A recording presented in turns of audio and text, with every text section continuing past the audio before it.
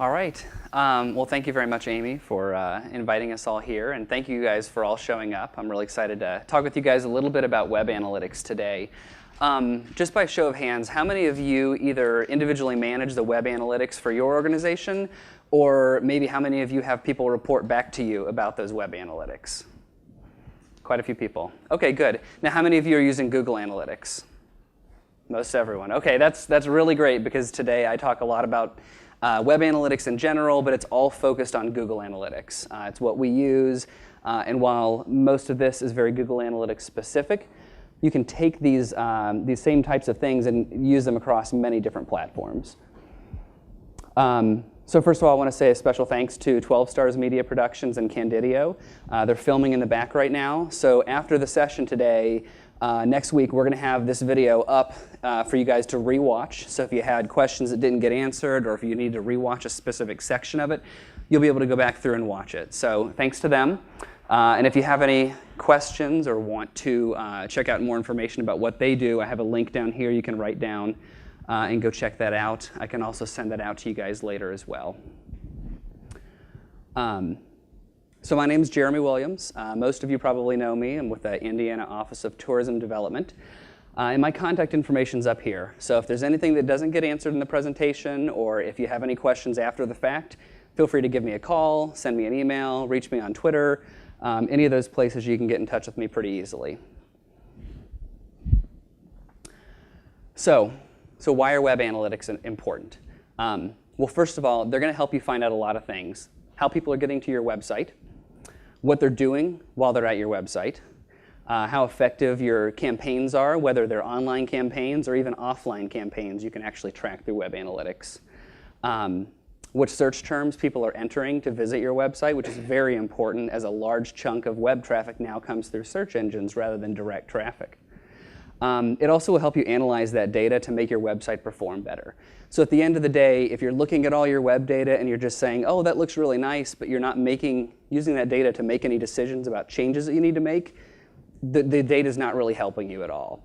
So this final point here of making sure you're analyzing that data and using that to help your website to perform better is a really important point. So we use Google Analytics, like I mentioned earlier, partially because it's free. We don't have a lot of money. I know a lot of you guys have small budgets as well, so it's a great option. In addition to being free, it's extremely flexible. There are countless different things that you can tell it to do that it won't necessarily even do off the bat. It's also extremely powerful, goes along with the flexibility of it, and it's very widely used. And this is my favorite part of it, that if I ever have a question about how to find something in Google Analytics or how to make it do something, I can do a quick search it on Google or Bing or somewhere else, and then find out exactly how to replicate the problem I'm having or answer the question that I have.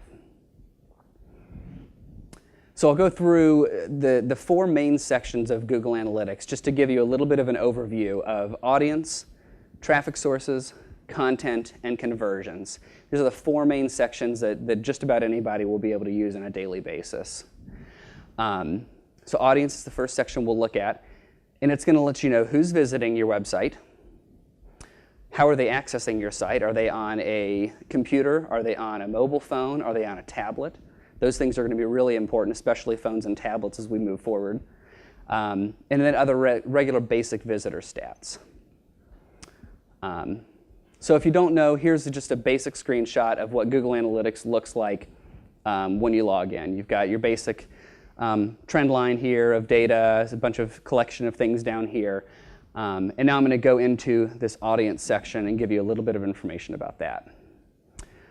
This little sidebar here shows all the different things that you'll be able to see within this section of Google Analytics, including demographic information, the types of mobile devices that are potentially being used, and even custom variables, which essentially allows you to tell them what you want them to track, and they'll track it for you, even if it's not part of what Google Analytics typically does. So for the audience overview, some of the first things you're going to see is visits and unique visitors. If I visit your website 3 times in a month, I count as 3 separate visitors, but I count as 1 unique visitor. So those are important numbers to take a look at. You can then see how many individual people are coming to your site as opposed to just number of times people in general visit. The pages per visit, right here we have just about 4 pages. It shows you how deep into your site the average visitor is going. The average duration shows you how long people are staying on your website.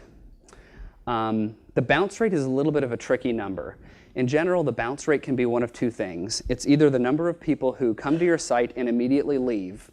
A lot of times that happens through a search engine or through a link. They get to your site and it's not what they thought it was going to be. Another thing that a bounce rate can mean, though, is that someone came to one specific page on your site, they found what they were looking for, and then they left. So just because you have a high bounce rate does not necessarily mean you're not doing a good job with your website. The more important thing to look at with bounce rate is comparing that with the different sites, the different pages people are bouncing from, and then you'll have a better idea of, are they finding the information they need, or are they just not finding what they want at all and they're just completely leaving. And then this percentage of new visitors and returning visitors. And that just shows how many people continue to come back to your site as opposed to how many people are brand new and have never seen your site before. And this mix is pretty average for us. We see about a 50-50 split. Different times of the year, sometimes we see around like 70% new visitors. It just depends. This is actually in January. We had a very big promotion going on, so we had a few more people returning to our site on a regular basis. Location, this is a really great one, especially for smaller CVBs. If you're in a geographical area and you want to know where, either in a state, where in the country, your visitors on your website are coming from. As you can see here, we have a very large concentration in Indianapolis, but you can also see Lafayette, Bloomington, Evansville, Fort Wayne. There's other areas of the state where a lot of people are coming to view our information. And for us, for Visit Indiana, Indiana itself is obviously the most visited state, but then Illinois, Michigan, Ohio, our surrounding states, Texas, Florida, and California are also 3 of our bigger referring states as well. Part of that is just that they have larger populations. So this is a great way for you to take a look at these specific geographic locations, and then when you dig into each of these, you can see are people that live in my destination more engaged with my site? Do they see more pages? Do they stay longer than people who are not actually at my physical location? The frequency and recency.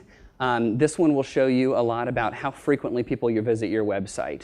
It's a little hard to see, but the blue bar, the dark blue one on the top there, is showing the percentage of total visits that occurred once during this time period, and then the light blue bar is the total number of page views. And they're pretty average along there. They line up fairly well. But this shows us here that while the majority of people only visit our site once during the month, there are quite a few people here that come 9 to 14 times. So there are a decent number of people that are coming back to our site, and it's just a nice statistic for you to take a look at so you can gauge what your visitors are doing. Engagement, this is going to show you how long people spend on your website.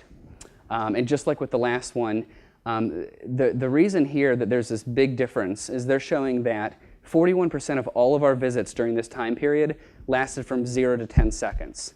And that closely relates to our bounce rate. So that's saying that roughly, 40% of our people who came to our website during this month stayed less than 10 seconds.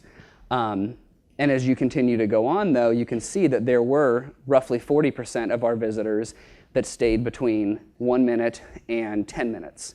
So we do have a pretty engaged user base of people that are spending quite a bit of time on the site. But we do have that high bounce rates that is contributing to a lot of people spending very little time on the site. Mobile devices. This is something that Google added about a year ago as a default portion of what they offer within the audience section. And you can very easily see, for us, the iPhone was the #1 mobile device used during January of this past year. The iPad was the next most used device. And then the #5 was the iPod Touch. So Apple is dominating the mobile use of our website during January of this past year. If you're curious, you can look right here. We have our mobile device information that tells you the actual specific device, but you can also dig into the branding. So you can look at Apple versus HTC versus BlackBerry, and all these different ones. You can look at the operating system if you just want to see Android versus Apple, things like that. And this just gives you a really good idea of how people are accessing your device, so that if you're creating a mobile website or one that's mobily accessible, you at least have a good idea of who you're going to be designing this for. So custom variables, this is one of my favorite parts of Google Analytics, and it does involve a little bit of work. So if you're going to have someone do this for you, they'll either have to get into the code to create this, or this is actually an example from our blog. I installed a plugin to our blog, and it automatically created this custom variable for me. So at any time, I can take a look, and right here, I think this is about a 1-week period. This is all sorted here by number of blog post views by author. So I can specifically see right here, Eric Deckers had the most views of his blog posts during this 1-week period. And this is a really great way to see how your bloggers are performing, to see which ones get read the most frequently. While you can see here Eric had the most views, we can look down a little bit further and see that people only spent 51 seconds per average on each of his posts, whereas Nicole and Amy's stuff, people spent minute 10 on, and then Jonathan down here, people spent 1:40 on his posts. So you're seeing some engagement metrics based on individual authors that you've set up. And you can set up infinite number of things for these custom variables, but this is one way that we've utilized these. For this visitor flow, it looks a little bit messy, but what this is showing here, I've come in here and I have sorted by a campaign. So back in January, we did a promotion called Super 46 Sandwiches. We tagged all the links that we sent out with that metric. So I looked in here, and during January, I've only pulled out links, people who came to our website from the Super 46 campaign. So they came there through a specific link that was created. And I can see here, of the 3,000 some odd people who came through those links, 2,800 of those people, landed specifically on the Super 46 section of our website. And then as you continue on through this flow, you can actually see where the average number of people went from there. So a bunch of people started on this Super 46 site. This red part shows the number of people who just dropped right after that. It's about 50% of the people. So the other half of the people were split up among these other websites here. Some of them went on to see all the sandwiches that we had to offer in that promotion. Some of them went to see specific sandwiches. And you can actually click on each of these individual ones to see paths that people took. So you can get really in depth to kind of find out how people are using your site. And this can happen on any section of your site. You can sort it by really any metric. It doesn't have to specifically be a campaign. You can sort it by a page that you're looking at. You can sort it by a search term. So if you want to see what people are doing who search for your site by saying Indiana vacations, you can see where they go on your site. And it can give you a lot of really in-depth information about how people are using your website. The next section is traffic sources. And traffic sources is going to tell you not who's visiting your site, but how did they get there. It's also going to tell you the search terms that those users entered in search engines to get to your website. Because if you're like most websites, you're getting between 50 and 70% of your traffic through search engines. Not through people knowing your website address and typing it in, not through people clicking on a link from someone else's website. The vast majority of traffic now comes through search engines, and the huge majority of that is through Google. Yes? If you don't mind, take them at the end. Thanks, Joe. You also can track referral traffic from other websites. So you can, if you want, you can see how much traffic you're getting from visitindiana.com. See if those advertising dollars you're spending with us are effective or not. I think they will be, of course, but you can track it yourself. It's a little hard to see, but campaign tracking. I talked about this a little bit earlier with the Super 46 promotion, and I'll talk about it a little bit later, too, about how you can append these metrics to all of your links. And then a social traffic overview. So just like the traffic flow showed in the last one, you can do this one based on traffic coming from social sources. And just a quick overview here of the different things you can look at within the traffic sources section. So for the traffic overview, when you first get to the website, this is what you're going to see. You'll see the same kind of thing you saw on the first slide where you've got your visits. Over here now, this pie chart's going to show you how people got to your site. So for this time period, we had 34% of people that came through search, 37% that came through referrals or through links on other pages, 20% of people who are a direct which means they typed in visitindiana.com, and then 8% that came through campaigns, things that we've created and managed as well. When you're looking at referral information, you can see right here that our number 1 and our number 4 were both Facebook referrals. So they were by far sending the most people to our website during this time period. We also can see that we had a lot of earned media because the Indy Star, the Journal Courier Online, Wish TV, WFLI were all sending a lot of traffic to us as well. And the great thing about this is you can see that while Facebook was sending the most people, they spent about 3 pages, they got about 3 pages deep and spent about 2 minutes on our site on average. But the people who were coming through the Indy Star, they spent 5 pages on our site, and they stayed for almost 4 minutes. Similarly, for Wish TV, they dug more than 6 pages deep and stayed for about 4.5 minutes. So you can tell that the things that they created, the things they were talking about to send traffic to us, were more effective in terms of having people stay longer on our website. Organic search, this is where you're going to be able to see the search terms that people are entering to find your site. Unfortunately, about a year ago, Google blocked off all the search terms for people who are logged into their Google accounts. So if you have a Gmail address, if you have a Google Docs account, and you're signed in with that, and you search for something online, the people who are taking a look at the analytics on their end will never see how you got to their site. They'll know that you were that came through search, but they'll never see what you typed in, which is very frustrating as a marketer. You want to be able to see that type of information. Google did it as a privacy issue. But at least still at this point, we're not at the point where the majority of people are logged in and it's blocked. But it's still our number 1 referrer, as far as search terms go every month, is always not provided. So it's a little difficult to do. But on average, this number is probably going to be divided up equally among all the others. I mean, in general, if these are your kind of percentages for the other search terms, the people who are logged in are probably searching for roughly the same things. So even though you can't see that, you can still get a good idea for what people are searching for. So for campaigns, every time that we send out an email, we tag those links with campaign metrics. So right here we have our big to-do email, our big deal email, and our big idea. These are our 3 monthly emails that we send out. Every single link has that tag on it so that we can see specifically that we had 1,435 people visit our website from our big to-do email during this time period. We also can see our Super 46 sandwiches. Right here, the Super 46 header image. We had an image on our main website that talked about the promotion and promoted people to go over and click on that website. Well, every time they did, it dinged to Google Analytics, and I can see that we directed more than 1,700 people to our promotion page from our home page because we tagged this with campaign metrics. And we can see they were pretty engaged, spending more than, or actually just under 5 pages on the site and little under 4 minutes. So this is where you can actually dig into those metrics.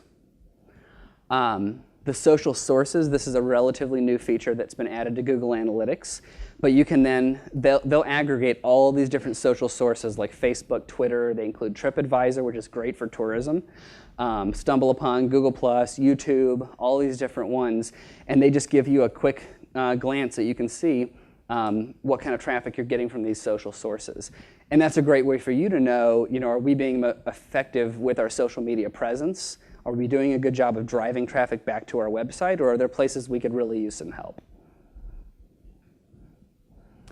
So here's the social traffic visitors flow. Just like the one we showed in the last section here, we're looking here, it's sorted by social network.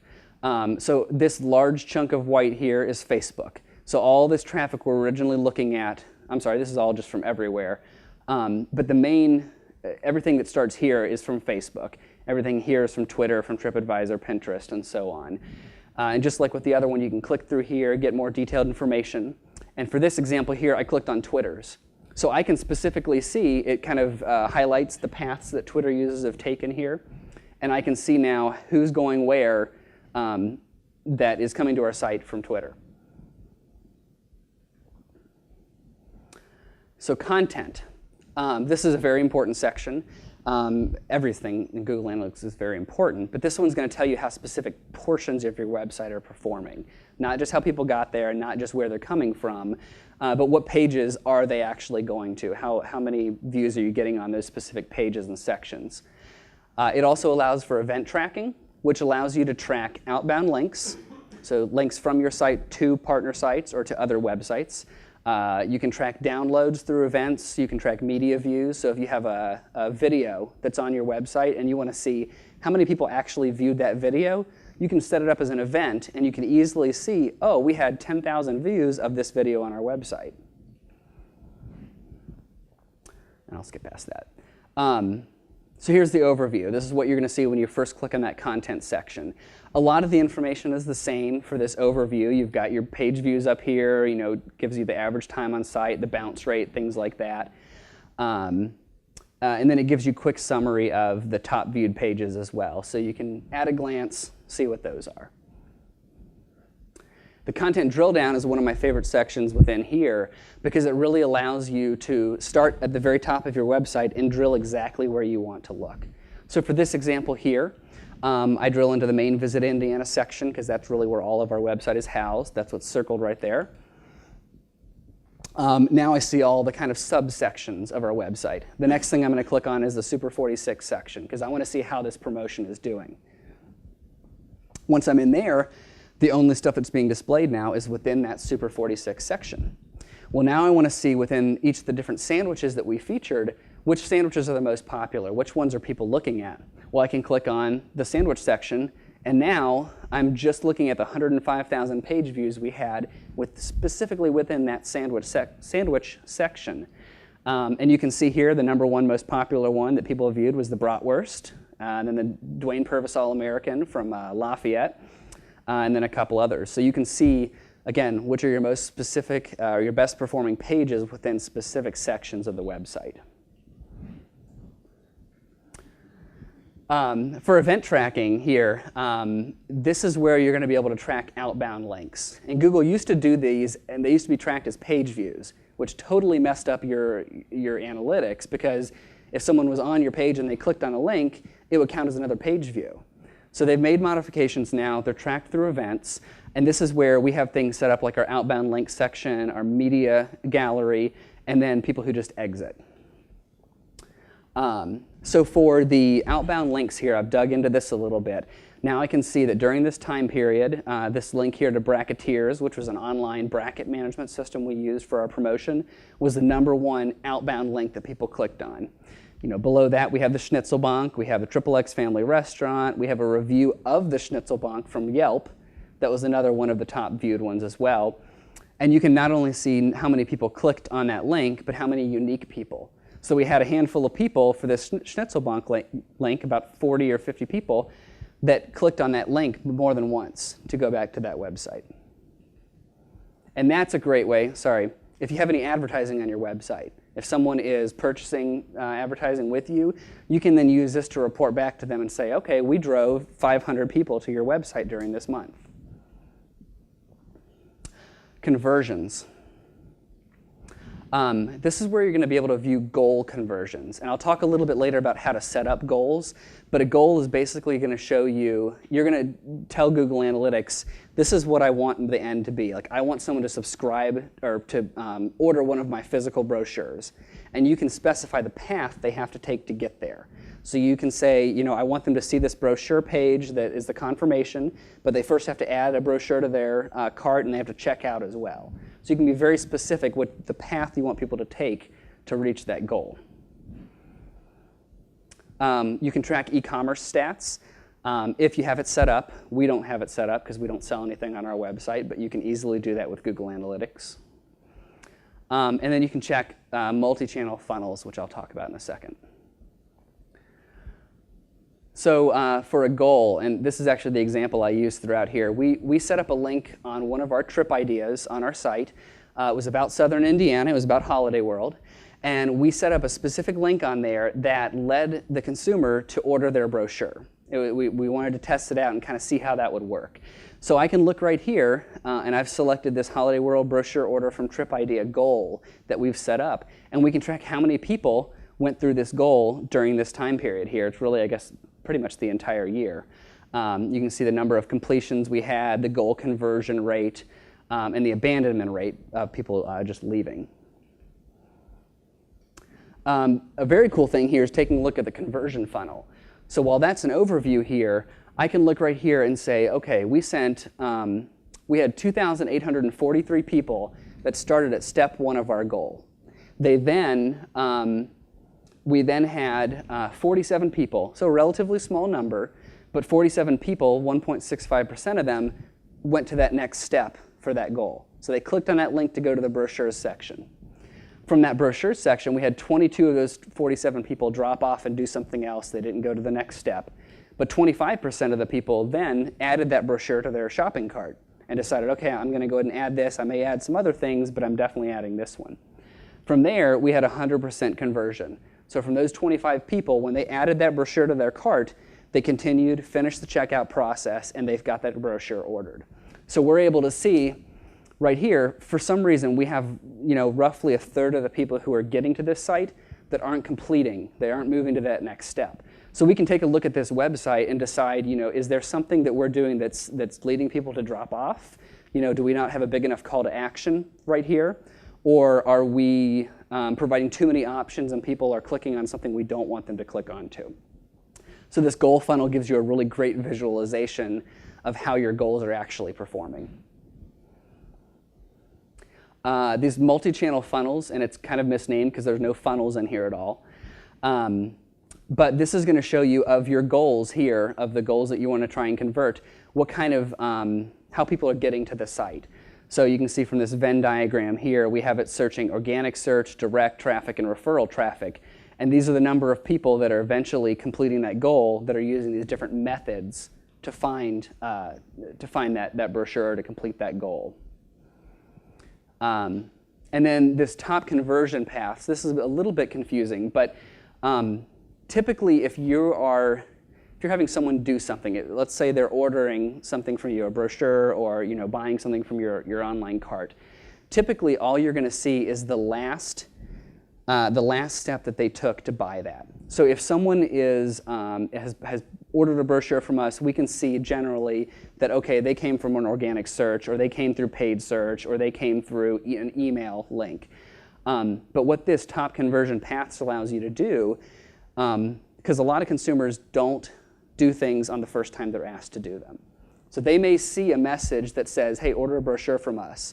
They may see it 3 or 4 times before actually converting. So what this does is this tracks, for example here, 10 people found our site through organic search first and didn't convert.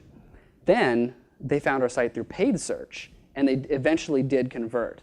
So this is showing you specific people who have taken different paths to find those goals that you want them to complete. So it's a really great way to see that even if most of the people are finishing what you do through organic search, they may have originally found you through paid search first. So you don't want to abandon those different methods of doing things. So it's really, really important to track all of your links and allow Google Analytics to do everything it can for you. While you can't track every single link that comes to your site, you can track everything that you create, that you push out. And a couple ways to do this. The first thing I'm going to recommend is a Google URL builder. After that, especially if you're sharing anything on a social media platform, you're going to want to use a URL shortener, and you may as well use one that's going to track things for you. So for the Google URL shortener, write down this URL here. This is a shortened URL to get to the Google URL builder. And that's going to allow you to input all of your different campaigns, your sources and your mediums, and different things that you want Google Analytics to track so that you can easily glance at those within the platform. So for example here, this is the Google URL builder, and I've put in the web address that I want people to get to, and this is our fall campaign that we just wrapped up recently. So for this specific link, I want this one to go out through Facebook, and I'm going to post this link on Facebook and hope people then come to the site through there. So for our campaign source, I'm putting in social.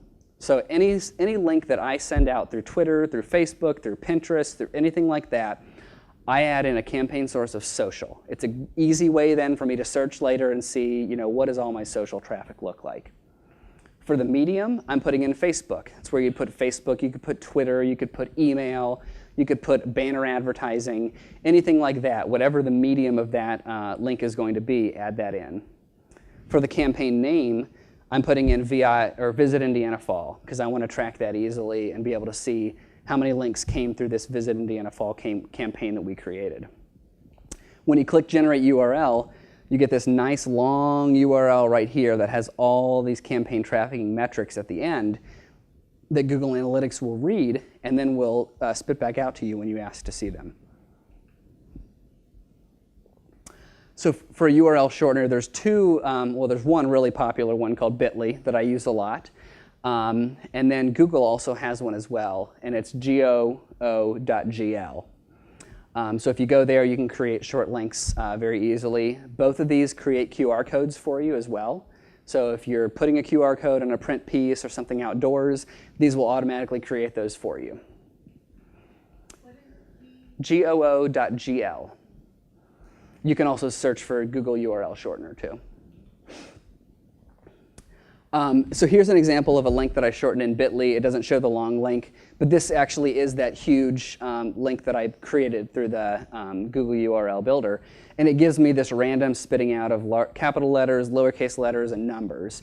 Everything in bit.ly and Google are case sensitive for these URL shorteners. So you can't take these letters here, make them lowercase, and get the same link. So you have to be very specific about what you're sending out.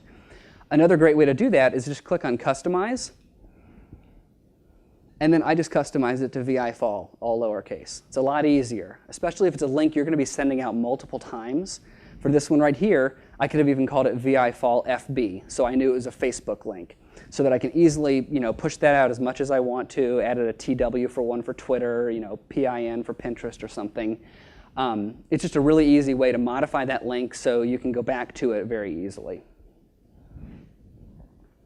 And then a top secret URL shortener tip. If anything is shortened through bit.ly or through Google, if you add the plus symbol to the end of any short URL, you will see statistics for it, and you can see what that long URL is directing you to. So if you're ever nervous on Twitter or on Facebook or somewhere clicking on a URL that doesn't really tell you what it's going to, if you just add this plus sign to the end, you're going to be directed to a page like this. So you can see the full long URL up here. You can see how many people have clicked from different sources. Right here we had 90% of the people clicked through Twitter. 73% of the people here were in the US that clicked on it. So it's a really great way for you to get easy stats on any link. It doesn't have to be one you've created. Anything that's been created through bit.ly or through Google, add a plus to the end and you can see that data. So here's a look at our campaigns section within Google Analytics. It's under the traffic sources section. You have to click on sources to see campaigns here. So just like the campaign metrics that we just added to that link right here, we're now sorting our primary dimension. The main thing we're looking at is the source and medium. So we're looking at all things right here. You can see social/Facebook, social/Twitter. So this is a really great way for you to do a quick glance at see the most popular sources and most popular mediums that are directing traffic back to your site. And then within here now, instead of my primary dimension, which we had earlier was source medium, I've clicked over now our primary dimension is campaign. So this is what I'm looking at, all of our campaigns that we set up during this 2.5-month time period, during our fall promotion. We can see we actually got most of our traffic from our big idea email. We got a decent number through some paid campaigns we did. And then this Visit Indiana Fall campaign, that's what we called all of our social stuff. So you can see we got about 1,200 visits through our social campaign during this time period. And you can search, you can search right here to see specific things, and you can dig into them a little more in depth as well. So now that we've gotten through some of the basics here, we're going to dig a little bit deeper and take a look at secondary dimensions, advanced search, and then also outbound clicks from specific pages. And so this is where it's really helpful if you have advertisers, people that are buying an ad on a specific page of your website. You can take a look at that specific page and see how many outbound links are happening from that page. So for secondary dimensions, What I'm doing right here is I'm taking a look at the number of visits that happened on our page. The primary dimension I'm looking at is medium. So right now I'm looking at all the links, all the people that came to our page through an email link that we sent out, whether it was our own email or whether it was another email that we put a link into. So that's my primary dimension. That's the main thing I'm looking at. We had just under 12,000 visits. If I then click on this secondary dimension button here, I chose landing page for my secondary dimension. So what I've chosen to look at now is, again, all of our links coming through email, but I want to look at them sorted by the page they eventually landed on. So I can see here, of all the links that we sent out, the number one link that people went to is this covered bridge, capital of the world. It's a link about Park County for our fall campaign. So that was the most popular link that people clicked on through our email campaigns. The third most popular link here is just our main visitindianafall.com website. So you can dig into these things and find out the secondary dimensions, I suppose, just allows you to dig into a different dimension of things to kind of see how the two things work together to get that data. Advanced search. For this page right here, what I am is I'm in our blog, and I'm looking at all the blog posts that were viewed from September 1st through middle of November here. These are all of our individual blog pages. But if I know what I'm looking for, I know I'm looking for something specific, I don't want just an overview, you can go into the search category here when you click on Advanced. What I've done here is I've entered two different search metrics. I've said I want to see all blogs that were written in 2012, because they all have dates on them for me, and I want to see all blogs that mention Bloomington in the title of the blog. They may mention Bloomington somewhere else in the blog itself, but in the actual URL it has to say Bloomington. And when I click on Apply, this is what shows up for me. I can see we had 64 clicks or 64 page views of this specific blog post. I had 55 page views of this one. And then you can see which of these blog posts people spent the most time on. We can see this one had a 100% bounce rate, so, but they spent 2.5 minutes. So people got what they wanted, they just didn't need to continue on our blog from there. The one note to mention for advanced filtering, all of them have to be and metrics. So you can't say, I want to see everything written in 2012 or 2011. You have to say, I want to see everything written in 2012, and I want to see things that only say Lafayette in the title. So you can't do or searches within this advanced filter. You have to do searches for things where multiple things are met there. So the outbound links from specific sites. Within the content sections, you click on Events, and then you click on Pages. So you're sorting these events, these links, by the pages that they're on. And so that's where I am right here. I'm looking, my primary dimension right here is a page. So I'm looking at, here you can see the brochure section of our site had the most links out during this time period. The specific trip idea had the next most links out during that time period. I then, up in the search bar, just threw in the word things to do. Now I'm able to see in our things to do section of our site where we have some sold advertising, I can take a look at how many outbound links we got from that section. The next thing I do is I'm dropping my secondary dimension here to event label. An event label is where it shows you the actual URL that was clicked on as far as what that outbound link was. So I'm sorting by that now. So now I can see my primary dimension is my page again, so I can see which page people were on. Then I can see the event label, the external link that people actually clicked on to go to next. Then, if I want to filter it even more, if I'm trying to see how many people clicked on a link to go to Limestone Country's website, within Advanced Filter, we already have our Things to Do page that we've filtered out. I then would select my event label as my next search parameter, and I enter Limestone Country. So now the only links I care about seeing are people who were somewhere on our Things to Do page and clicked through to our Limestone Country link. And now we can see we had 256 people during this time period that clicked on a link from our Things to Do page. So I can now report back to them and say, hey, we drove 250 some odd people to your website during this time period here. And if you have, you can establish values for these as well. We haven't done that at all. But if you have either dollar amounts that you can attribute to visitors and things like that, or a dollar amount you can attribute to a link, you can give those value as well. So now goals. Goals help you to set up a predefined, detailed goal that you want to regularly track.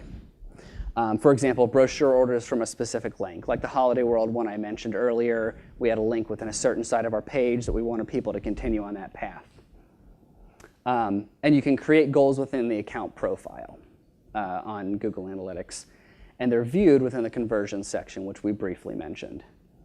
So in order to create a goal, you're going to click on the admin button, which is going to be at the top of your page. You'll then click on your profile name, because you could have multiple profiles. Like we track our blog separately from our website, separately from our mobile site. We have them all tracked separately, so each of those are a different profile. So for this profile, it's set up on our main website, and then we click on goals.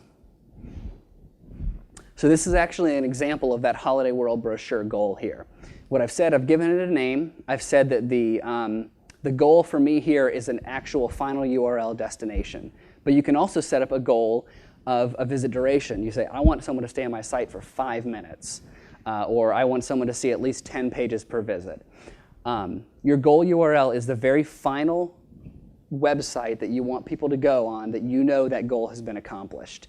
In this case, it's our confirmation page. When you order a brochure from us, you get a page that pops up, and you only see that page if you've finished ordering a brochure. As we go down through, you can check here to use a funnel, and that will then specify that only people who finish this entire funnel and get to this brochure page are actually tracked. So what I've said here is we're only, by making this first step a required step, we're only going to start tracking someone as a goal if they are first coming from our specific Holiday World trip idea. So if they're on this page, we're starting them. We're starting them as that goal that they may complete it for us. The next step they have to complete is they have to click on that link that brings them to the Holiday World brochure section that shows the Holiday World brochure that they can get ready to click on and say, yes, add it to my cart. That's my next step, is that they have to click on that button to add to their cart. The next step from there is they have to get to that brochure order form where they fill out their name and get ready to click submit. And then when they finally click submit, they're back at this final goal URL, and if they've completed all 5 of these steps, we count them as a completed goal. And then this is the setup for that visual I showed you earlier of the actual funnel of people going through, completing, or dropping off. So once you've set up your goals, again, you can go ahead and track those within the conversion section. And here's just a glance at what this goal conversion, or I'm looking at the specific Holiday World brochure. And then a couple of things you can look at. You can either look at the goal completion location, which for us, it's always that final URL. You can also look at the source and medium. So I can see that 37% of the people who went through this process came to our website through Google, through an organic search. We had a smaller number, only 9% of people that came through and advertise, that came to our site from paid advertising. And some people came through email and through referrals and things like that. You can also take a look here. It's not really a secondary dimension, but within that first chart, you can chart a couple different things on there. So the dark blue line here is the completion percentage for every individual day. And then for the secondary one here, the light blue line, I'm tracking the number of people that abandon the cart, that don't finish all the way. So you can take a look. We can see right here, for some reason in early June here, we had more people that abandoned than completed. But most of the rest of the time, we have more people that finally complete that goal than actually abandon it. Advanced segments. This is another one of my favorite sections. This is something Google allows or sets up a bunch of advanced segments automatically, and you can create a lot of your own as well. You can create these custom segments that you frequently view.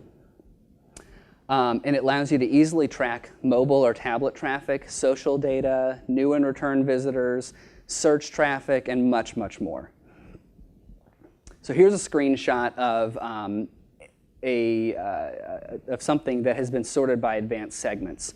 So on this button up here under advanced segments, that's where I can click, and what I'm showing right here, I'm only showing people that have visited our website through Facebook, through Pinterest, through Twitter, and then through tablets, on iPads or Android tablets. And you can see them all charted separately here based on their color. When you click on advanced segments, the segments on the left are all default ones that Google has already created for you. The ones on the right are ones that we have created because we say, you know, visits from Facebook are really important to us. We want to track how many people are coming through Facebook regardless of where I am in Google Analytics and what else I'm looking at. So here is what it looks like when you create your own advanced segment here. What I've done is I've showed you a screenshot of what our social referrals segment looks like, and that's tracking Facebook, it's tracking Twitter, it's tracking all the different social things we could think of. So we've said for the source here, we want to include anything that has these words in the URL. It says Facebook, it says Hootsuite, Twitter, Dig, Delicious, Stumble Upon. Any of these things, we want to include those in our social referrals advanced segment here. We also want to include any of these campaigns. So if we send out links through a Twitter, a Facebook, or a Pinterest campaign, we want to include those as well. We also want to include any medium, again, of campaigns we've created where the medium says social, because we know this is a link we're pushing out through social channels. And most of these extra ones are just ways to make sure you're grabbing all that data of people coming through the links. Up here, this is going to catch most of the people. And when you're done, you can add those in. So I created one here just to be a little silly, but what I wanted to do here is I wanted to say, okay, I want to create an advanced segment of people who are visiting my website. They're in Indianapolis right now, they're using a mobile device of some kind, and they came to our website through Facebook. So it's a very specific segment, but for some reason that's really important to me. So you include here your city. You know, they have to be people from Indianapolis. I don't want people from Fishers. It has to be a mobile traffic. It can include a tablet, but it has to be on a mobile device. And the source here has to be from Facebook. So when I've created this, this is the data I get here. So you can actually see there are 24 people during this time period that were in Indianapolis on a mobile device that clicked on a link from Facebook to come to our website. So you can really be creative and come up with any different types of segments you want. I think a lot of times the more general social or Facebook or Twitter kind of stuff is what you might look at, but you can be very specific as to what you're looking for in these advanced segments. Real-time, this is another relatively recent addition to Google Analytics as well. You can literally see how many people are on your site right now. Traditionally, Google Analytics takes about 24 hours or about 12 hours to really start including all that data. So that's why if you go into Google Analytics, if you are launching a campaign, you know, today, you launched it 2 hours ago, if you go into Google Analytics and even include today's date, you're not really going to see most up-to-date information. It takes a little bit of time. But within the real-time section, you actually can see at that exact moment in time how many people are on my page and what are they doing. Where in the world are they from? You know, what content are they specifically looking at right now? And then how did they get to your site? Through social, through search, through referral, however they got there. And it's in the Home tab under Real-Time. So here's an example of what that real-time dashboard looks like. You can see during this, at this specific time when I screen capped this, we had 55 people that were actually on our site at that time. They didn't, for some reason, for these people here, no one came through a referral source, no one came through social traffic. They had all come, or most of them came through search. And these are the specific search terms that they used. And as you can see right here, there's nothing in this #1 keyword. That's from Google blanking out those terms. So for this specific time period, 50 of the 55 people who were on our site were logged into a Google account, so we couldn't see where they came from. But for the other 5 people, one person was searching for the Noble County Visitors and Convention Bureau, and they ended up on our site. You can see the specific active pages that people are on. Somehow we had a huge burst of activity from New York, but that's where the majority of the people were from at that specific time. When I screen capped this one here, I dug into the medium and source. So I could see here that 6 of our visitors came through Google's organic search. 3 of them came through Bing's organic search. We had a few people through Ask and Yahoo. And then these 2 email ones right here, we had a confirmation autoresponder and a DNR email. Those are a couple campaigns that we've set up. So I can see that real time, there were actually 2 people on our site from campaigns that we created. And then similarly here, this is looking at the active visitors that are on our site, and they're sorted by active page and then the page title itself. So the only 2 people. But 2 of the people were on the main Visit Indiana page, and you can actually see all the other pages that people are actually looking at. This is really helpful as you're launching a campaign. If there's something you're just getting started, you're pushing it out, whether it's a short-term campaign that only lasts for a couple hours, or if you're just getting it started, you can see if the efforts you've already started are having an effect. Are people actually coming to your site? If you have an interview that's airing at some point on TV or a radio interview you've done, you can check out the real-time section right during that time or just afterwards, and you can get a sense for whether people are coming because they're listening to that or watching that on TV. Intelligence events. This is actually a really cool section. It allows you to take a quick glance at big trends that are happening on your website. For example, if you had increased traffic because of an email send, or if you had a spike in the time on site for visitors from Illinois, or even a dramatic drop in visitors from a specific search term. And a lot of this Google does automatically. They just look at trends from your website and they tell you when something's out of whack, whether it's a good thing or a bad thing. They tell you when things don't look like they usually do. And that's in the Home tab under Intelligence Events. It's right up there with real time. So here's a look at what that looks like. These automatic alerts that Google already tracks for you, they track them on a weekly, a daily, and then a monthly basis. So you can either specify what you want to see or Google will show you, and they say, on October 5th right here, you had a 287% increase from the previous day on clicks on the average visit duration for this specific campaign you were tracking. So for some reason on October 5th, people stayed on our site longer coming from this campaign than they did the day before. And it gives you a good idea for being able to track these types of things. On October 31st, people from Illinois had a 368% higher conversion rate on our goals than they did the day before. So was there an email or something we sent out that reminded people to do that? You can take a look through your other, the things you've been doing so you can kind of try and match these things up. So within each of these different sections here, you can click on the details section and see, we can see right here that yes, there was a huge increase in our conversion rate from the week of October 6th to the week of October 13th. And they're all people that came through our email. So we know we sent an email out during that period, and we had a large increase in the number of people who converted that specific goal. You can set up custom alerts by clicking on the custom alerts section and going to manage custom alerts. So here's a custom alert that I've set up. If I want to see every time our email sign-up page sees a 15% increase, because email is a very big thing for us. We really want to make sure we're getting great email addresses. You can set this up here, and I want to see it on a day-by-day basis. I want to see when today we have that 15% increase versus yesterday. So I've gone through here and I select my specific conditions that I want to see. I select the page that I want them to look at. And then I want them to alert me when the visits increase by more than 15% compared to that previous day. And there's lots of different options. You can do it on a weekly basis, on a monthly basis. You really can track almost anything in here. So whatever's important to you and to your organization or to your board, these are types of things you can track and take a look at very easily. One important thing, though, is that custom alerts don't work retroactively. So if you go home today and you create a bunch of custom alerts, you can't look at data from 2 months ago and use these alerts to still work. They'll only work starting the time you start tracking them. So when you get back, you can start thinking of what are some things that you might want to be looking at and create those alerts. And the last section here that I'm going to talk about is custom dashboards. And I know there are several people out here who do use custom dashboards. Custom dashboards are really great because they allow you to take a quick glance at really important data, at stuff that you may look at on an everyday or an every week kind of basis.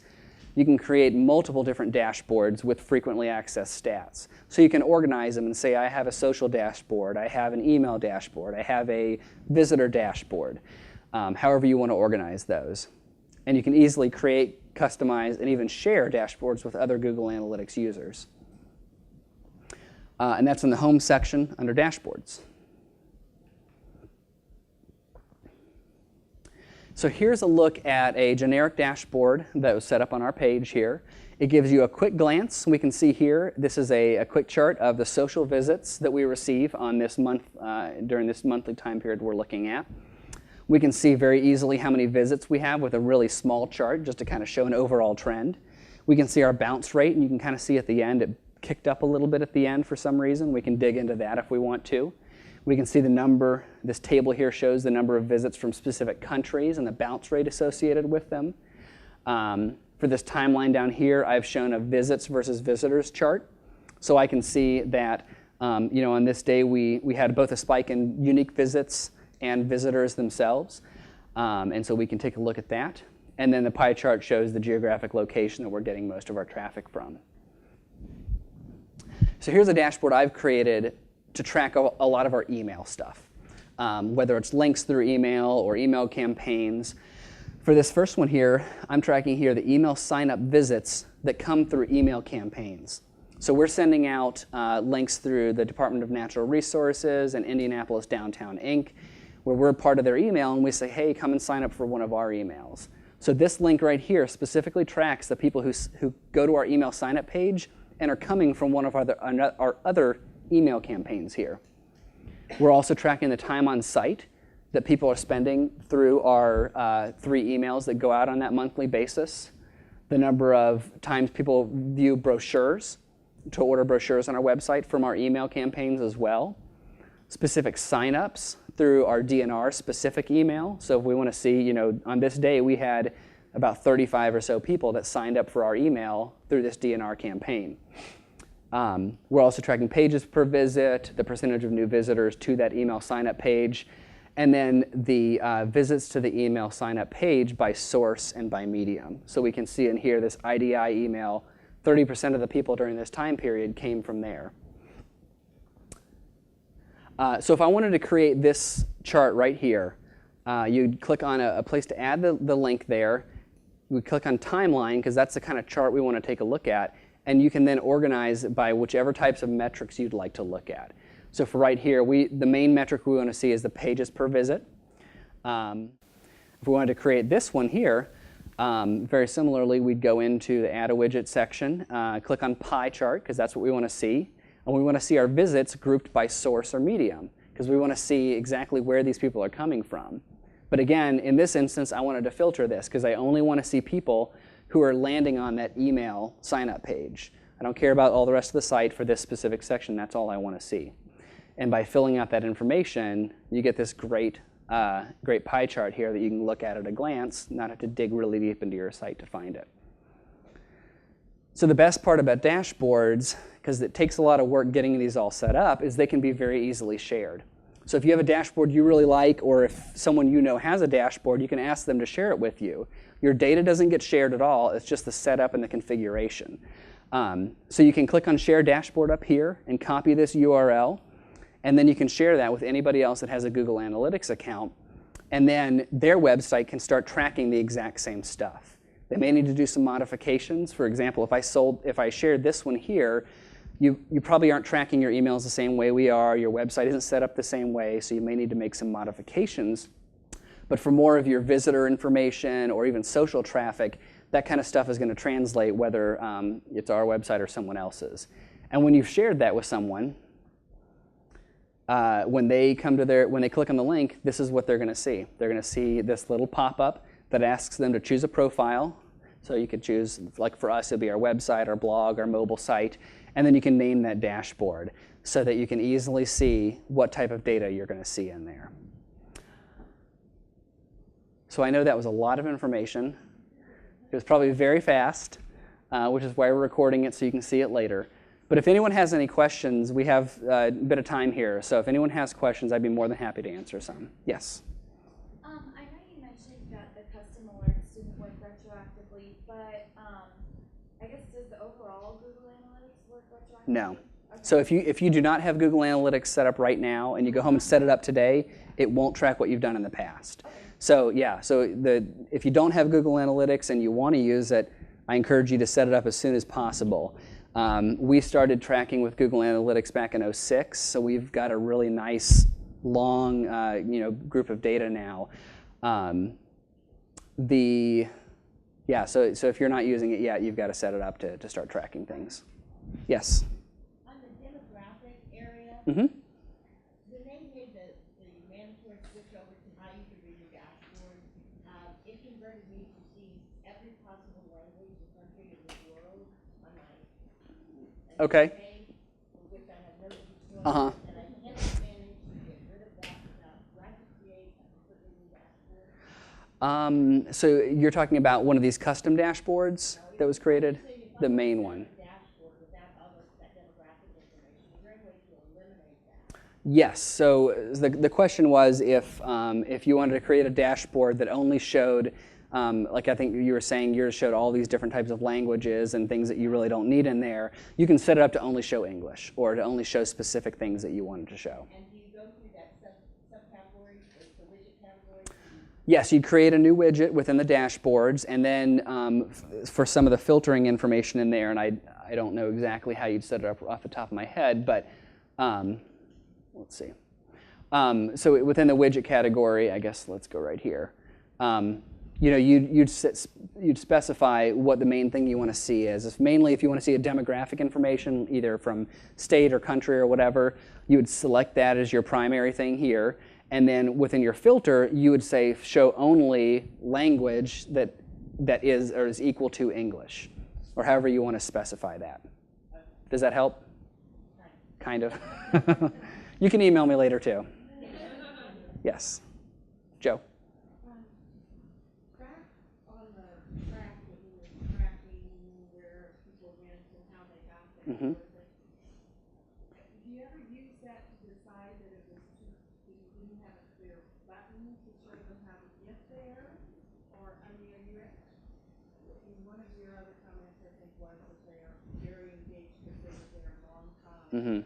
Can you consider them being there a long time, going through several things that maybe they were just lost, and it's showing you that they couldn't find what they wanted to find? Yeah, that's a great question. The question was, is there a way to kind of, I guess, look through it to know, like, just because someone's on your website for a long time, does that mean that they were really engaged, or does it mean that they just couldn't find what they were looking for? When we redesigned our website this year, I believe, our average pages per visit dropped, but we considered it a success because what we did is we simplified our website. We made it so visitors didn't have to take 4 steps to get to something, they only had to take 2 steps. So what you really have to do is you have to look at both maybe your time spent on site and your pages per visit and look at those in relation to what they're doing. Because then if you dig into it and you're looking at maybe an email sign up or something like that, you can compare those metrics and you can at least try to get an idea of whether people are finding what they want or whether they're getting frustrated and just leaving. And actually a great way to do that if what you're looking for is an email sign up or a brochure sign up or something, taking a look at the exit percentage on pages that just precede the brochure confirmation or that email sign up confirmation. So if I'm seeing a really high number of people who are exiting our website within the brochure cart somewhere, but they haven't ordered the brochure, then something's probably wrong in there. Either the call to action's not large enough, or there's way too many options for them, or there's too many steps and they're getting frustrated. It's not an exact science. Yeah, it takes some, taking a look at and guessing, but you can get a pretty good guess from taking a look at the data. Like you're looking at that drop-off rate, you also look at like the language or the wording you use to see if maybe that's confusing for them. Mm-hmm. Yeah, and I believe that Google Analytics offers A/B testing. It may only be in their advertising, I can't remember. But the A/B testing, what that allows you to do is it allows you to change either specific pages on your website so that you can set up and say, okay, 50% of the people are going to see this website with this copy on it. The other 50% are going to see this.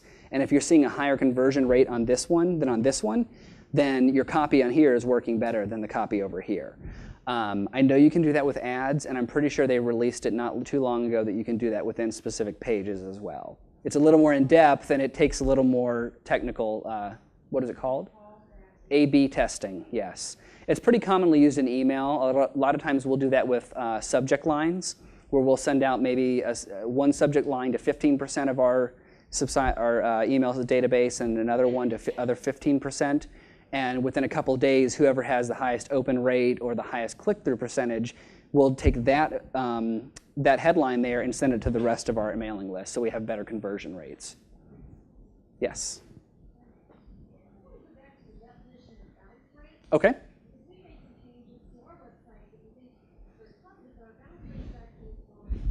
Okay. So is the bounce rate determined by the amount of time spent on the site or just the page? So, Change pages. yeah, a bounce rate, like I said earlier, it's a little confusing. I guess the technical definition of a bounce rate is someone who views one page on your website and doesn't view anything else. So if they're there for 5 minutes, like if it's a video and they're watching that entire video and they loved it, but they only go to that page and they leave, they count as a bounce.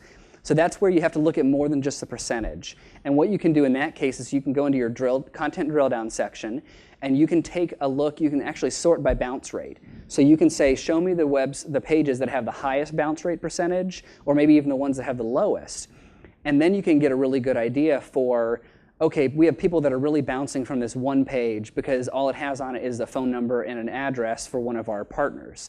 So you can maybe consider that when people are visiting that page, they're finding what they want. You know, they're either clicking on the link to go to the restaurant's webpage, or they're finding the phone number they needed to call that restaurant. Whereas if you have a really high bounce rate on an email sign-up page, or a really high bounce rate maybe even on your home page, you have to at least kind of take a look at that. So I'd suggest, instead of just saying, oh, our bounce rate is high, we're not doing good, you need to look at the bounce rate on specific pages and in specific sections, so that you have a better understanding of why people may be bouncing. Yes? Is bounce rate calculated out of all visitors or just? Yes. It's generated, it's out of all visitors. So if I have 100 people that visit, I have 75 unique people, and 50 people, you know, view one page and bounce, you have a 50% bounce rate. Yes? You mentioned different things with respect to the event tracking, like for example, Mm-hmm. you mentioned like watching videos on there. Are there any technical issues with videos? Like YouTube? So the question was basically, can you track, within the events section, can you track views of YouTube videos as well as maybe individually embedded ones? The short answer is I don't know. I can find out for sure. I know that we have maybe a dozen or 2 dozen videos that we have on our website that have been individually uploaded. They're in a proprietary web player, and we can track those video views. On our blog, we have a bunch of YouTube videos. That's usually where we do things with YouTube. And honestly, I have not dug into it enough to find out whether that's something that is tracked. A nice thing for if you're tracking blog metrics, if you're using WordPress, which we do, there are some really great Google Analytics plugins that you can just install. You plug in your Google Analytics code data, and it does everything for you. So that's how we were able to track the authors for our website, and that's how we are able to track outbound links. It's all taken care of for you if you're using WordPress and using some of these plugins. What is that plugin? I will get back to you because I do not remember exactly what the plugin is. We've used a couple of them, and the one I just recently switched to had all that information. So I'll send that out. Anybody else have any questions? Yes, one more. Yeah, this is just completely overwhelming. Sorry. What analytics would you say you're using the most? I can't even begin to imagine how many custom analytics you set up. Mm-hmm. How could you possibly manage reviewing all of Yeah. this all the time? Well, I will say I definitely do not use all of this stuff on an everyday basis at all. I don't even use all this on a monthly basis. I was hoping to be able just to give you a good overview of even just a small slice of what Google Analytics can do. On a monthly basis, I report basic stats. You know, I'll report visits, unique visitors, page views, time on site, depth of visit. I dig into specific sections because our email section is important for us. Our trip ideas section is important. So I'll report on top views within specific pages there. If you are selling something, like for you guys, if you're able to track actual revenue earned through hotel room sales, that's stuff you're going to want to look at too. See how many people are converting, maybe what that conversion percentage is. Overall, I'm looking at very basic web stats, and then if I get a question with more in-depth stuff, I'll go back and take a look at that. Or if a goal for us is, we need to get more email signups, we need more brochure signups, I can look through those funnels, see where people are dropping off, and then we can make decisions that, we need to really look at this page because we're losing a lot of people. I really keyed in on that. I didn't know this existed. Mm-hmm. So that you can see whether or not, so through our keyword metrics, you can see how they found us. Yes. So we set that, okay, good. We set that up properly in the first place. They found my site. Right. But then once they find my individual, or we call it vanity site, Mm-hmm. then I gotta get them from that site over to the brand site to Right. make the reservation. So I can view my referral statistics and my conversions on the brand site, but we are really unsure how many people were getting from the very top of this funnel, basically, Yeah. over to the brand site. So can I do a funnel? So I would recommend you set up a goal in that instance, because what you're wanting to do is in the end, you want to see how many people are clicking on your specific vanity website with your call to action that says go book a room.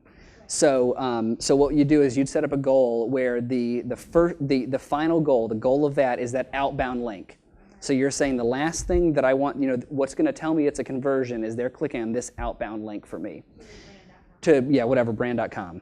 And then you can set up other things within there that say, we really want to make sure, we want to see how many people are converting as customers who saw this link on our, this banner on our homepage. And then you can say that's got to be the first step, is clicking on this banner from our homepage, and then you got to go through whatever other steps there are. There may only be 2, but then you can at least see where people are dropping off and not completing. And at that point, you can set up A/B testing either through Google Analytics, or you can do it yourself, or have web people do it, where you can show some people this version of it, so show some people this version of it, see what's converting better, or just make modifications if you don't have the time and the ability to do A/B testing.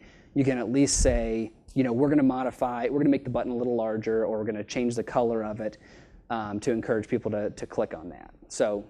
What if the way they found us when they were taking in keywords was through a landing page, not the home page?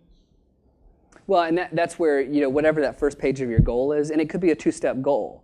Your goal could just be, when they land on this vanity page here, I want them to click on the link. And if they don't click on the link, they're not a conversion. So then you can say, okay, we have 30% of people who are converting and actually going at least to the corporate site. I don't know if they're booking yet, but they're at least moving there. If we want to increase that number, what's something we can do in this landing page to encourage people to click on that link we want them to click on? Yeah. So, I mean, it doesn't have to be a multi-step goal like I showed you there. It can be a 2-step goal. Yes?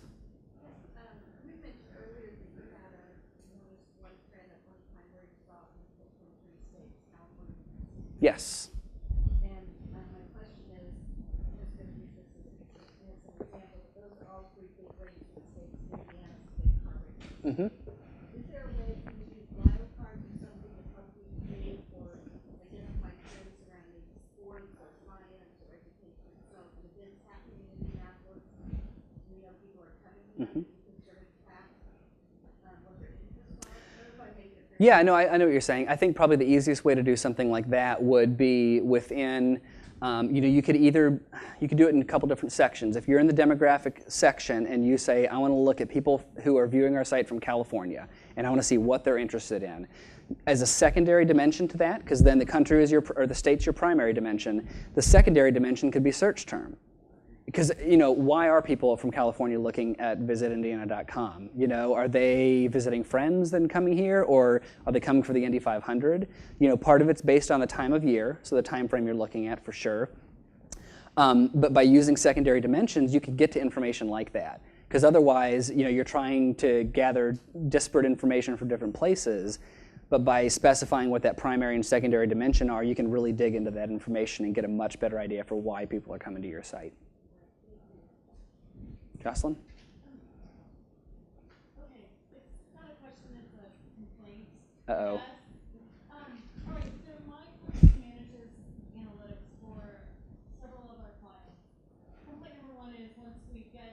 analytics for 3 hours go by. Oh yeah. You know what I mean? It's like endless, which is fun, but it's also endless. The bigger complaint that I have, this is really starting to be a problem. One of the most valuable pieces of data I see from analytics is what keywords that folks are using to find our clients' websites. Mhm. That is invaluable. I would say, maybe it's not 50%, but maybe let's say 35% comes out as that. Not provided. Yep. Sure. It is. And, I know that's how the world works, but I guess it's just a complaint that I Yeah. don't know if you have any other insight. But Well, I'll talk to Google for you, but yeah. because as Google continues to get more and more popular, I'm seeing that number just creep up. And Yeah. what I'm left with is the link at the end. Yeah. And that's very frustrating.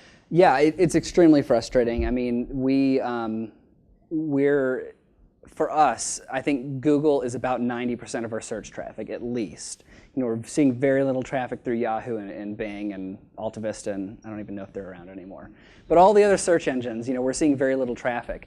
And it is very frustrating as a marketer, and as a person who owns a business here, that it's really important to you, especially since search is such a huge percentage of the traffic you're getting. You really want to see where that traffic's coming from. And like I mentioned a little earlier, at this point, unfortunately, the only thing you can really do is kind of discount those ones that aren't provided, and you have to look at what's beyond that.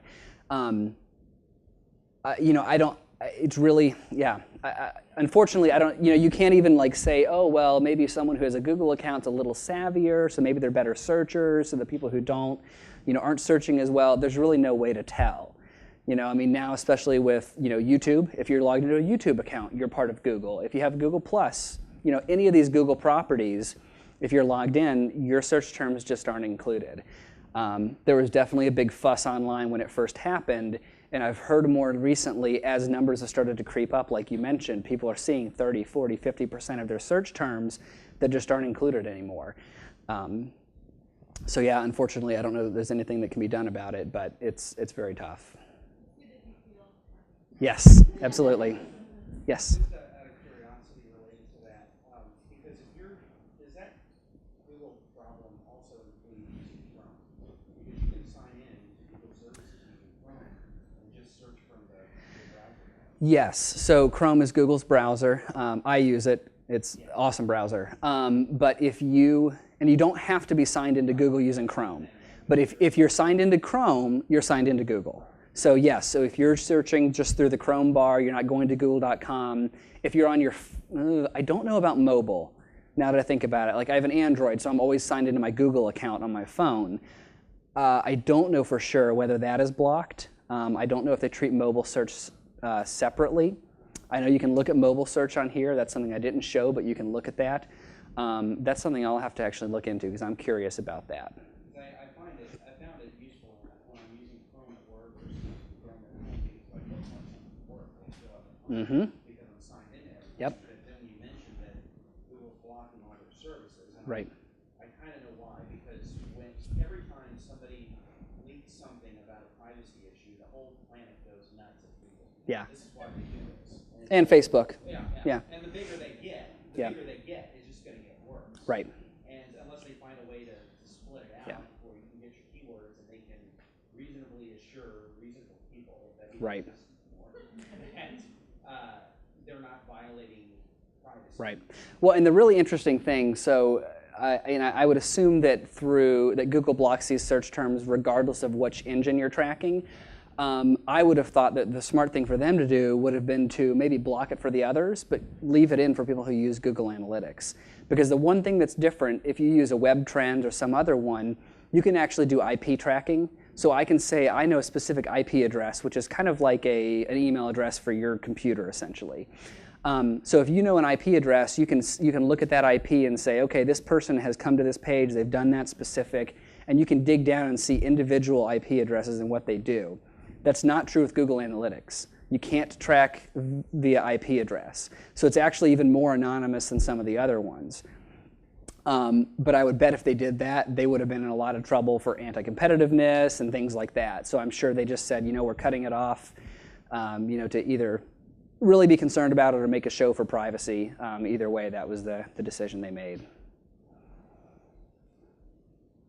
Any other questions? We've got a couple more minutes. Yes, Doug? I saw that the state have, I used your Google Analytics, you got 472,000 page views, is that correct? I'm sure that may have been in a screenshot. Year to date, we're in several million.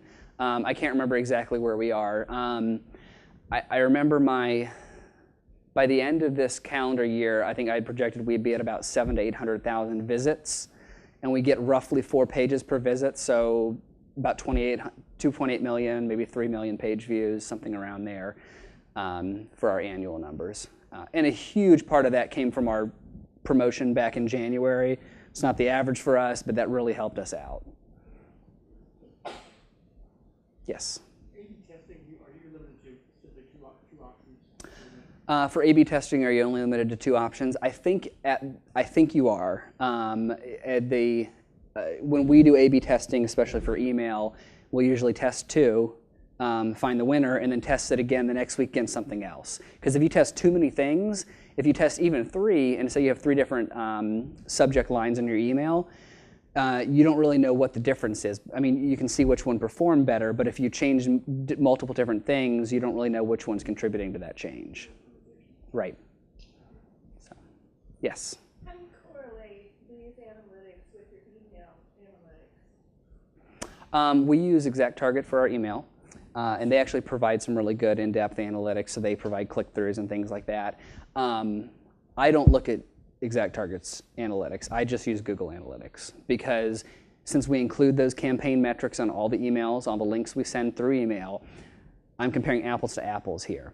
And if I look at ExactTarget's, while they're still great stats and they provide a lot of depth there, if I'm looking for people who clicked from our email to come to our web page, if it's web page related, I only look at Google Analytics. For open rates, for click-throughs, things like that, I can take a look at ExactTarget's for that overall look.